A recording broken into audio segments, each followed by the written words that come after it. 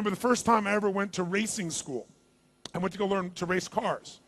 And I have a dear friend in the United States who's considered to be one of the top racers in the world. And he said, Tony, I'll take you through the racing course. I'll train you personally. I was like, wow, fantastic. So we got in this car for the very first time. I'll never forget this. He puts me in the right seat. He's driving. And he says, I'm going to show you what a race car can do. And we took off, and we were going as fast as you could possibly imagine, going straight at a wall between a corkscrew. So you're going straight at around it like this. And my heart's beating out of me.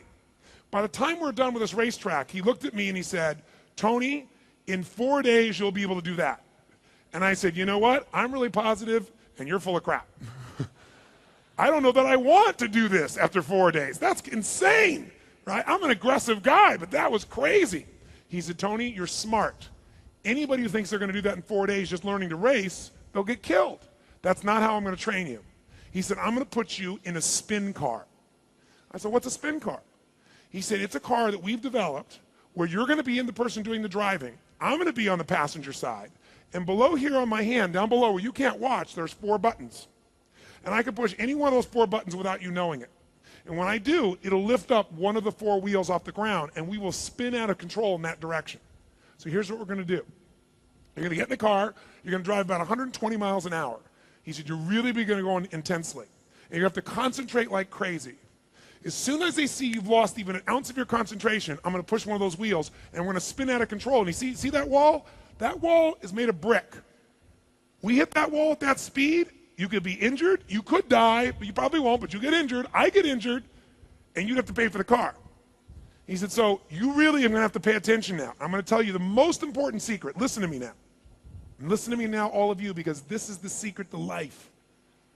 He said, Tony, to be a great racer, I don't care how smart you are, I don't care how fast you are, I don't care how diligent you are, you're going to end up in a spin one day. It may not be your fault. There may be oil on the track that you can't see. Or maybe the car in front of you will smash against the wall and his tire will pop off and smack in front of you. You are going to find yourself in a spin sooner or later. And the best racers in the world are the ones that live. And he said, the way you're going to make sure is you got to know how to come out of a spin. And I thought, isn't that a great metaphor for life? Don't we all have to know how to come out of a spin? A spin in your business, a spin like being bored or depressed, a spin, in your personal life. How do you come out of a spin determines your life more than anything else. And he said, Tony, here's all you got to remember. Listen to me. When you go start to spin out of control, just do one thing. Focus on where you want to go, not on what you're afraid of. The mind always takes you to what you're afraid will happen. You must direct your mind and body to where you want to go. As soon as he says this, he said, because what happens is, when you focus on where you want to go, you unconsciously steer where you're focusing. And I thought, this is a perfect metaphor for life. No problem. I teach this. This will be easy. It wasn't easy. I get out there the first time I'm driving in this car, and I'm going 110, 115, 120 miles an hour, and you don't think that that's going to take much concentration, but it does. And he's watching me, and sure enough, I'm ready. I'm ready. Push that button, baby. I'm ready. But you know what happens? Just like in life. Life never pushes the button when you're ready, does it? It always waits till you're not ready. So sure enough, I'm ready, and then he sees me just lose a little concentration, boom, he pumps it. As soon as we do that, we start spinning out of control towards this wall. What do I immediately do? I stare at the wall, because that's what you do. Your eyes start to go there, and as you stare at it, you steer right into it. This is why if you've ever seen somebody or read about somebody who's driving down a country road in a sports car, 50, 75, 100 miles an hour, and there's like one telephone pole every quarter of a mile, and they manage to hit the one telephone pole. How do people do that? Because they go, oh my God, I don't want to hit that. And they focus on what they don't want to hit, and they drive right into it.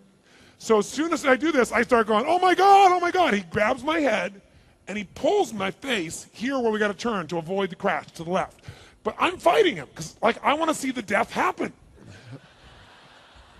Right? But he keeps holding my head, and as he holds my head here, guess what happens unconsciously? I steer in this direction. Now, as soon as you start steering the right direction, as soon as you start doing the right things, do you instantly get new results? Yes or no? No. This is the illusion. Because you've been doing this, you've been moving in this direction, you have momentum. Even though you're doing the right thing, you'll still keep skidding there. How many follow what I'm talking about here? Say I. Is the same thing true in your life? You bet. Guy says, well, I've been on a diet for 5 days and I haven't lost any weight. Well, you've been a pig for 30 years. What'd you expect? You've done the right things for 3 days. You got to keep doing the right things. You've got momentum. But if you keep doing the right thing, will it catch eventually? Yes or no? Yes or no? And then what happens? Boom, you turn. So we're like this, and like, he's holding my face, and I'm fighting him to see the death, but you know, keep on doing it. And sure enough, it feels like I'm gonna hit the wall, and the last seconds, the wheels catch, and we turn. And my heart's beating out of me. And it looks like we missed it by 12 inches, probably 5 feet, but in my head it was 12 inches, right? So he goes to me, he says, did you learn? I said, I learned. I didn't learn shit. Because the next time we go, we're going, I'm ready. He doesn't do it. Keep on going. Lose a little confidence, lose a little concentration, boom, spin it out. Oh my God, that's my head shoves it. But after enough times, now I start to just do it, boom, boom. And even though we're still going in the wrong direction, I don't look. I keep focusing on where I want to go, and after a while, you get confident, don't you? And you turn, and you turn, and you turn. I have a very important question for you, all of you. If you focus on what you want instead of what you're afraid of, are you guaranteed not to hit the wall? Yes or no? Yes or no? Yes or no? Come on. No. No. If you focus on what you want, you're not guaranteed to hit the wall. There are no guarantees in life. But if you focus on the wall, are you guaranteed to hit it? Yes or no? Yes. So what I'm talking about is how you increase your probabilities many-fold, but there's no guarantee. So I said there's 3 decisions that control your destiny. The first one is, what are you going to focus on? Are you going to focus on what you're getting, what you're missing out on? Your past, your present, your future. What are you going to focus on? Whatever you focus on, you're going to feel, even if it's not true. Second, what does this mean? Is this the end or the beginning? Are you harassing me or teasing me or challenging me? Whatever meaning you give it controls how you feel. And your feelings and emotions control what you do, which is the third decision. What am I going to do? Every moment of your life, you're deciding, what am I going to focus on? What does this mean? And what I'm going to do. You want to change your life? You got to change what you focus on, change what it means to you, and change what you're doing, and life changes immediately in a heartbeat. You turn the corner, you make it happen. Now the question is this. How many of us in this room have ever made lousy decisions? Raise your hand and say, I.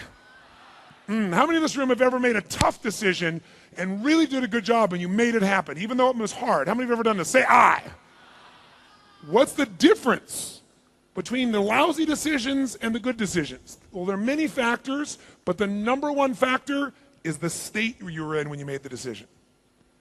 If you're in a fearful state, if you're in a frustrated state, if you're in a bored or tired state, you probably won't make the same decision as if you're in a determined state, if you're in a loving state, if you're in a playful state, if you're in a passionate state. So we need to be able to change our state quickly. So we started to play with it, but I want to show you now exactly what I mean. 2 ways to change your state. Number 1 way, a radical change in the way you use your physiology, your body. Second way, a radical change in what you're focusing on. Those 2 are what shift you. Now some of you might say, well, Tony, I'm trying to change the way I feel. I'm doing this. I'm going, oh, this is bullshit. This is bullshit. This is bullshit. If you're doing one thing with your body and doing the opposite thing with your focus, they cancel each other out and it doesn't work. But if you do the same thing with your body and your voice and your focus, then your state changes how fast? Come on, how fast? In a heartbeat, literally. Now I have a question for you. When you're in a better state, do you treat other people better or worse?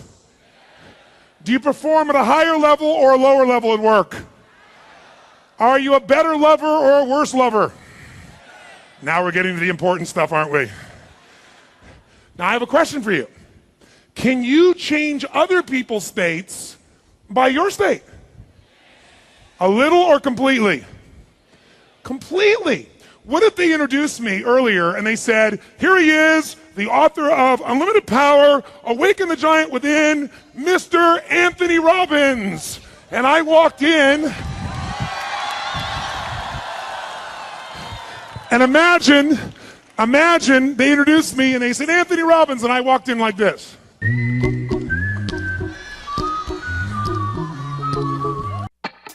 Если вам понравилось это видео, ставьте лайк, делитесь этим видео с друзьями и обязательно подписывайтесь на этот канал, чтобы регулярно получать лучшие переводы Энтони Роббинса на русском языке. Живите в полную силу, живите со страстью.